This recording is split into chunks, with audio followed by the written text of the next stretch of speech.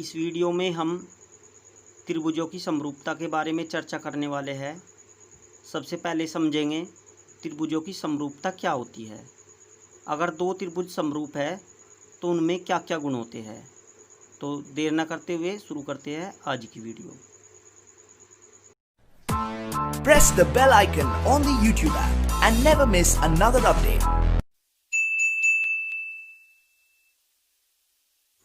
हमारे पास दो त्रिभुज है। एक त्रिभुज है हमारे पास ABC, ये त्रिभुज हो गया ABC।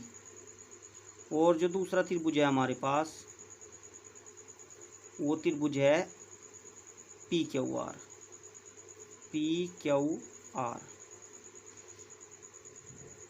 अगर ये त्रिभुज एक दूसरे के समरूप है, समरूप अर्थात देखने में एक जैसे हो, छोटे बड़े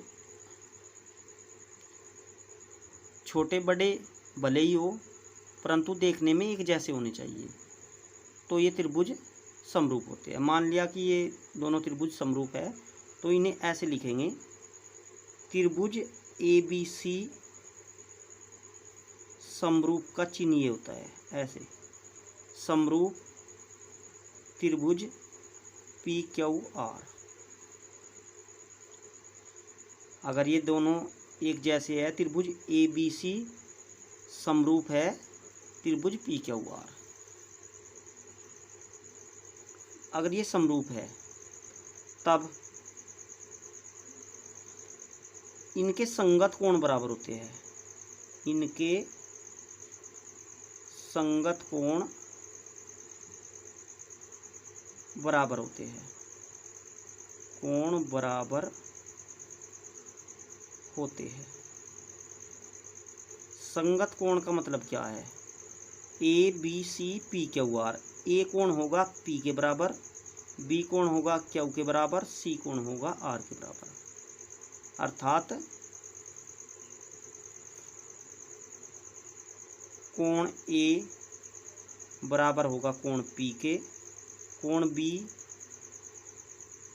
बराबर होगा कोण Q के, कोण C बराबर होगा कोण R के। अगर संगत कोण बराबर है तो ही त्रिभुज समरूप होते हैं। अगर हम इसे जो है बदल दे, ऐसे कर दे कि त्रिभुज BAC समरूप है त्रिभुज PQR, अगर ऐसे कर दे तो इसका मतलब है कोण B P के बराबर होगा, कोण A Q के बराबर होगा, कोण C R के बराबर होगा, तभी संगत कोण बराबर होते हैं। तो अगर त्रिभुज समरूप है तो उनके संगत कोण बराबर होते हैं। त्रिभुज के नाम से ही हम संगत कोण पता कर लेते हैं। ABC PQR, A से P, B से Q, C से R, ये हमारा सबसे महत्वपूर्ण नंबर है। और दूसरा नंबर है हमारा, यदि हम त्रिभुजों के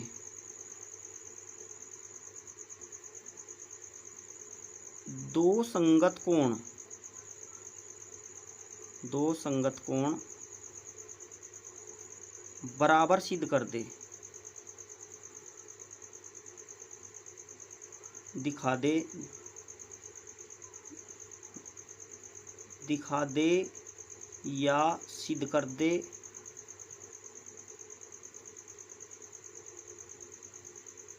तो वे त्रिभुज समरूप होंगे। तो वे त्रिभुज समरूप होंगे।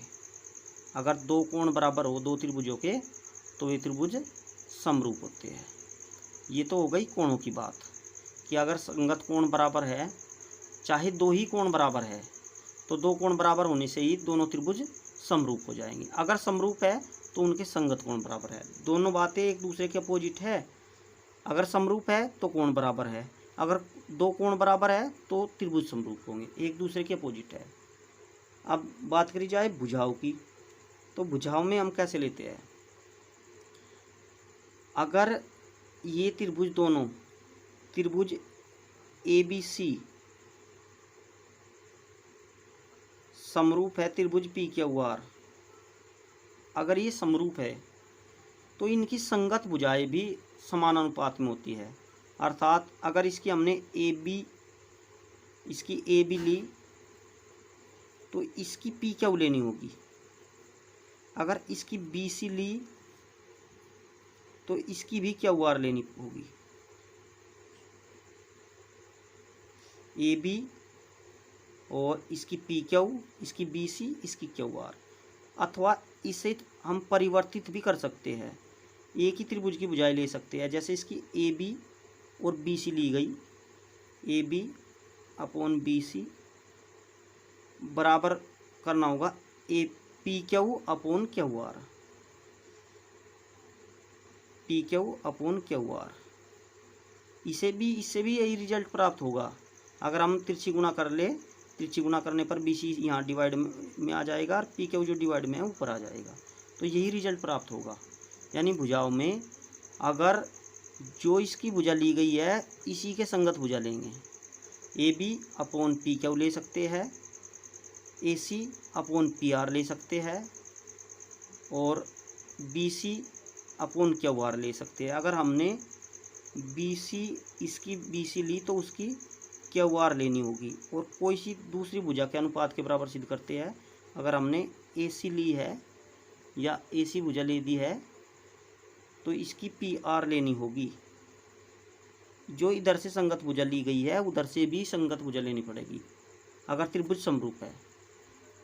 चौथा नंबर इसके बिल्कुल विपरीत है। विपरीत नंबर कैसे है? यदि हम इन त्रिभुजों की भुजाओं का अनुपात समान कर दे, भुजाओं का अनुपात समान कर दे, सिद्ध कर दे,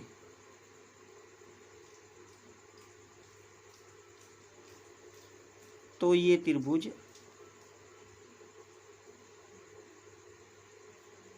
समरूप होंगे, समरूप होंगे।